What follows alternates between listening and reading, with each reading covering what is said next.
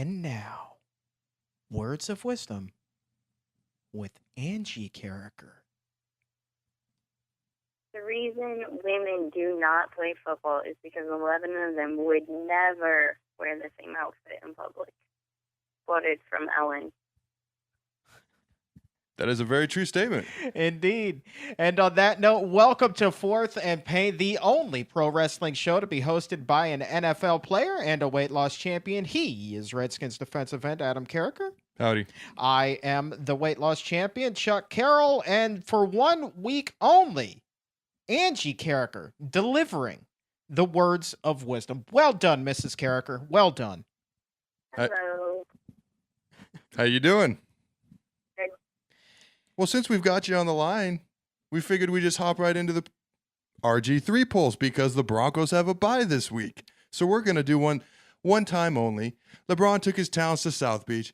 Well, Mrs. Carriker is bringing her talents to D.C., and she's going to do the RG3 polls. I like that. So, Angie, what is the pulse on Robert Griffin III?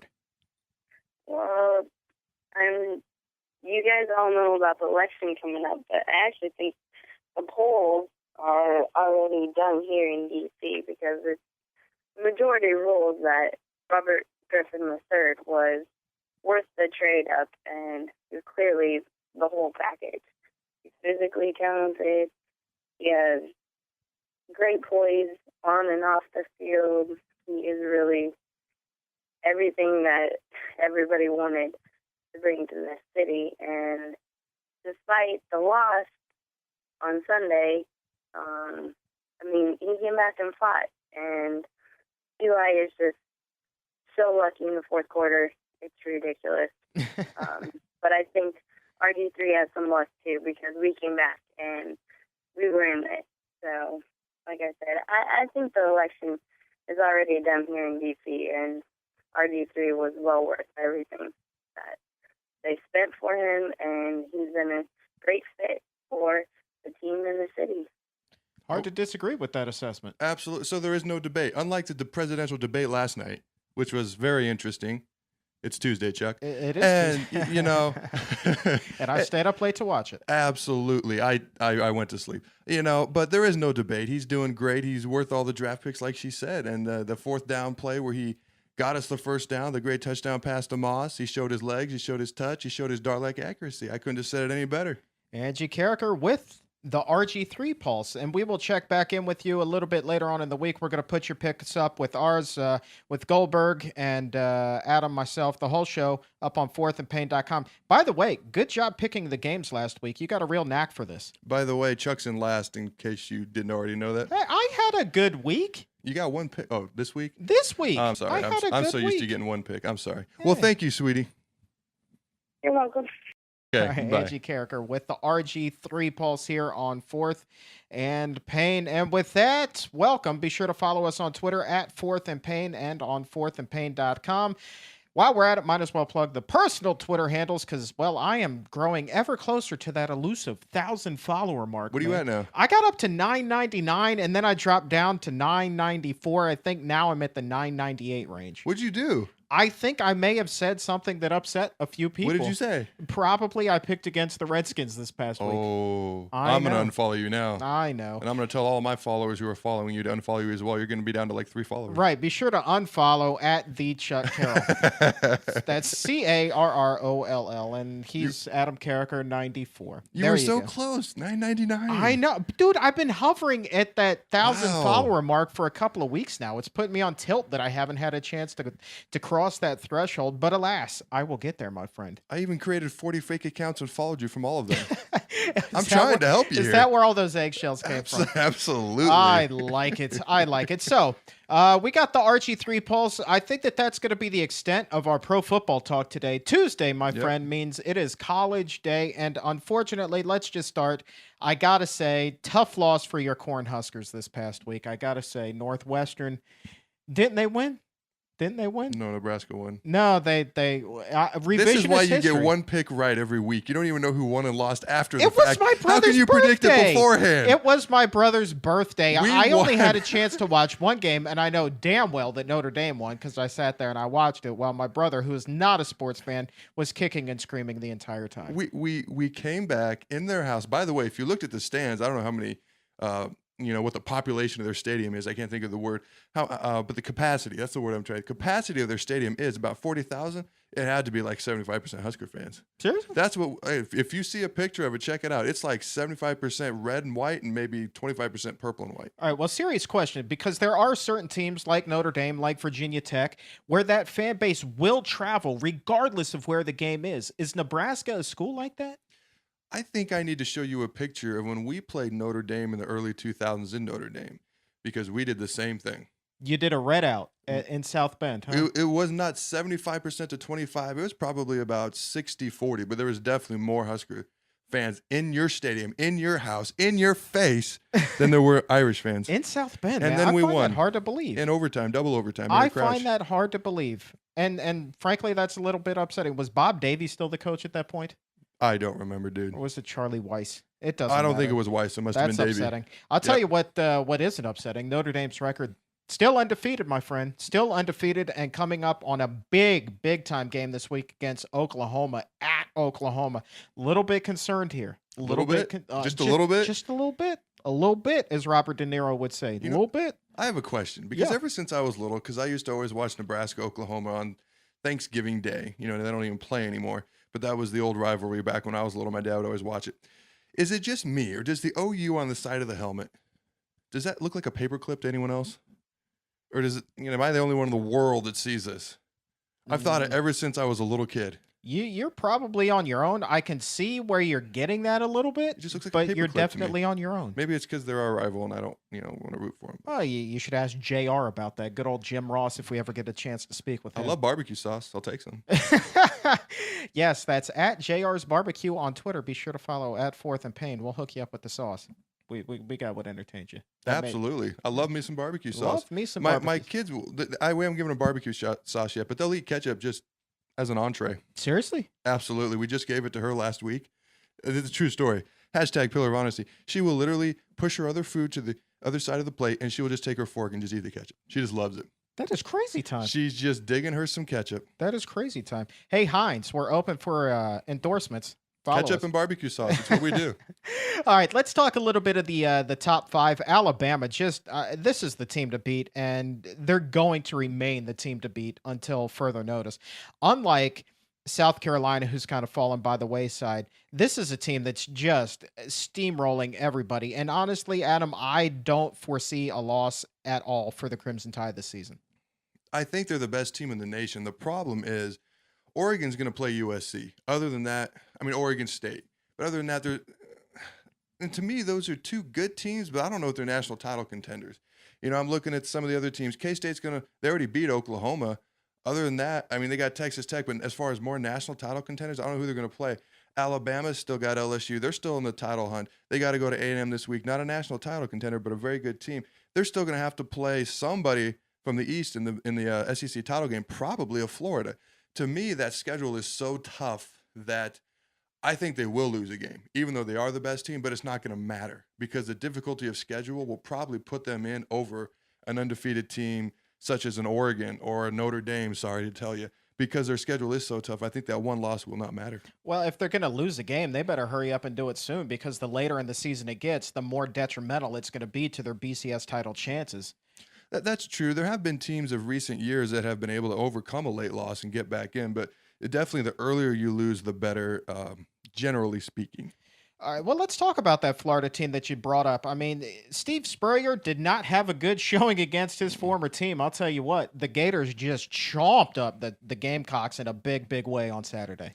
Absolutely. And I still think South Carolina's a good team. I think it's tough to play Georgia, then to go to LSU, then to go to Florida, back to back to back. That's not even fair. But yeah, it really doesn't matter because in the record books and on the stat sheet, they pretty much got annihilated and killed. And in fact, I have Alabama 1. Speaking of our top fives, we're going to go to top 10 this week. I actually jumped Florida over Oregon. Beating teams like LSU convincingly, thumping South Carolina, top 10 teams, and beating them convincingly, I had to do it. It's hard to argue there. I just kind of went in line with the quote unquote experts, and my top 5 is pretty much identical to the AP. But I'm not going to argue with that. And as a matter of fact, Florida actually got a first place vote in the AP poll this week. That didn't surprise me. I mean, if you look at who they played and how they've looked, I mean, that does not surprise me whatsoever. Kansas State also looking awfully good there. They're my 4 seed. Tell me, West Virginia, Geno Smith go down the second week in a row. You talk about a team that is regressing as the year progresses. You're talking about a guy that is single-handedly taking himself now out of the Heisman Trophy race. If you ask me, that opens the door big time for K-State quarterback Colin Klein. I don't think it opened the door. I think he kicked that door open. If you didn't watch the game because you only watched Notre Dame, you were busy partying and celebrating your brother's birthday. Family first. I did absolutely. I did watch the game. That man threw, he ran, he looked Tebow-esque, if not a little bit better. People are kind of clowning his motion a little bit, same way with Tebow. But Tebow won a Heisman as a sophomore. This guy, I believe, is a junior, maybe a senior. I'm not exactly sure. I'm not a K-State fan. I don't really know these things. I just know that they looked really, really good, and he looked like a Heisman Trophy winner to me on Saturday night. Well, tell me, here's the stat line for the year. You tell me if you think these are Heisman Trophy numbers. 98 of 139 for 1,397 yards and 10 touchdowns through the air. Only 2 interceptions. That's good for a 70.5 completion percentage. That's through the air. We haven't even gotten to the ground where he's carried the ball $110 for 551 yards and 14 touchdowns. You tell me, Adam, are those Heisman numbers? For halfway through the year, yes, because that is exactly very similar to what Tim Tebow did. Exactly very similar. That makes no sense. But it's very similar to what Tim Tebow did. And he's still got half the year to play. He's just going to double those numbers, if not more. All right, well, and Geno Smith going backwards, obviously, as we said. Now, let me ask you. The quarterback gets, a guy like Klein gets better and better throughout the year. But does that really matter when it comes time for April's draft? Because at this point, it's going to be Geno Smith, Colin Klein. That's going to be the talk. I'm not going to say it's going to be as hyped up as Andrew Luck versus RG3 was this past year. But how much is these numbers going to impact his status moving forward? And how much is the combine, per se, and his pro days really going to weigh in on where he goes in the draft? I'm not going to say that I'm a draft expert or anything of that nature. All I know is what I have heard people say to this point. And I got to be honest with you, Geno Smith versus Colin Klein in the draft, it doesn't really seem close. It's going to be closer for the Heisman if Geno Smith can start putting up some more numbers and get some more wins like he did early on. But as far as the draft goes, I believe unless he can get a team to fall in love with him, Colin Klein I'm talking about, like Tim Tebow was able to get the Broncos to fall in love with him, I don't think he's going to be up there and drafted anywhere near as high as Geno Smith, just from what I've heard. Well, let's round out the top 10 here just to put the final stamp on the college football segment before we turn our attention to wrestling here on Fourth and Pain. At number 6, I have Oregon State. 7 is Ohio State. 8, Oklahoma, taking on my beloved Irish next week. Then USC, and LSU is a team that I'm still not sold on, but everybody else seems to be convinced, so I've got LSU in the 10 seed. Adam, how do you see it? You have Oregon State really high. Do you think if Oregon State played LSU, you have LSU 10, Oregon State 6. Let's say the game is in Corvallis, Oregon. Oregon State has the home field advantage. Do you think that Oregon State would have they'd have a chance? Do you think they would realistically beat LSU? Oh, dude, I'd put a bench on that. I would put $100 on that. You would favor Oregon State? I would favor Oregon State. Against LSU? I like your haircut, by the way. Thank you. It looks good. Thank you. All day, every day. That's my way of showing disagreement without actually coming out and saying it. I think you're completely wrong and delusional. I was trying to just have a little fun with you. You don't like my haircut? No, I like your haircut. Oh. Disagreement with your rankings and you're saying that Oregon State would win. Well, tell me, why would LSU win? What has LSU shown you? What has Oregon State shown? They've shown that they're better than LSU. How? Oregon State would have thrashed Who have they beat? Towson. Who have they beat? It doesn't matter. Let go of the Towson game. I'm not going to be able to let it go. Let go. I'm not going to be able to let it go. They just beat a top 10 rated South Carolina team. They just went into A&M's house and won by double digits. They're not good. They're not a top 10 team. LSU is not a top 10 team. Even though I have them at 10. I honestly, I would put them somewhere in the mid-teens to early 20s. I mean, that's 10. how little faith I have for the LSU But they're not a top Tigers. 10 team. Well, okay. All right. Now that we've argued about your top 10, let's argue about mine. I have Alabama or Florida, then I have Oregon. I thought about leapfrogging K-State, but the fact is Oregon, they've done nothing but win and blow people out, and then in the second half they put their scrubs in so they don't kill people by 80. So I'm not going to knock them for that. Then K-State at 4th. I thought about not even ranking Notre Dame just to piss you off, but I put them at 5. Oklahoma, this is a team that I thought wasn't that good at the beginning of the year, especially after K-State went into Norman and beat them. But then you come to find out Kansas State's actually really good. And Oklahoma just went into Tech, annihilated Tech, obliterated Kansas. Not that they do anything but play basketball around there. But, I have jumped them. I think I had them at like 10 last week. I don't remember for sure. But now Oklahoma at 6, LSU at 7, Ohio State at 8, Oregon State 9, Florida State 10, and Oregon State would lose to everyone on that list, even Florida State, but Florida State lost to NC State, so that's a big knock. But that's my top 10. Florida State or LSU? Florida State. I actually really like Florida State this year. I would have them ranked way higher, except every poll I look at, they're not even in the top 10. So I put them in the top 10 just because I think they're good. If I had never looked at a poll, I would probably have them at 7 after Oklahoma. But everyone has them way lower. Who did the Noles lose to? Do we know? They lost at NC State by 1 point. They had a 16-0 lead, and they lost 17-16. Conference game. That's kind of dicey, man. I mean, they keep saying NC State's terrible, and that's why people ranked them so low. Like they're out of the national title picture. You get out of the national title picture by losing more than one game, or getting blown out, or losing to a terrible team. They've only lost one game. They didn't get blown out. They're saying NC State is so bad that that's why people have written them off. That's what I'm hearing. I don't agree with it. Like I said, I would have them ranked way higher. And maybe I should. Maybe I should just not look at any polls, but they influenced me. I gave in to peer pressure. All right. Well, let's. I'm seriously digging the haircut, though. You look really good. Well, thank you. I got tired of the long hair for 2 reasons. 2 reasons. One, Frodo?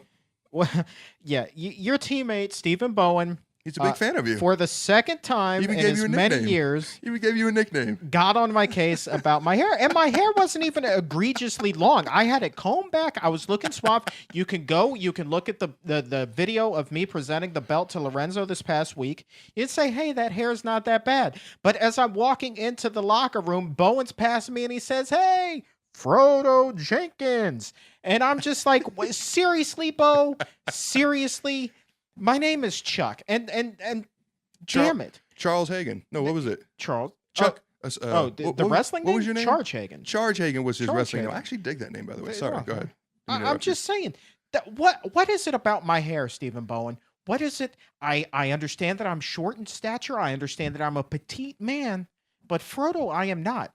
And I'll tell you the other thing that really grinds my friggin' gears about this. I'll tell you what grinds my friggin' gears is Peter the Griffith. fact that I hate all fantasy movies like that. The Lord of the Rings is the crappiest movie series in the history of series. I would rather watch VeggieTales than friggin' Lord of the Rings. What's wrong with VeggieTales? Sucks. My The kids like VeggieTales VeggieTales. is amazing compared to whatever, Okay. friggin' Lord of the Rings. I got a friggin' ring for you.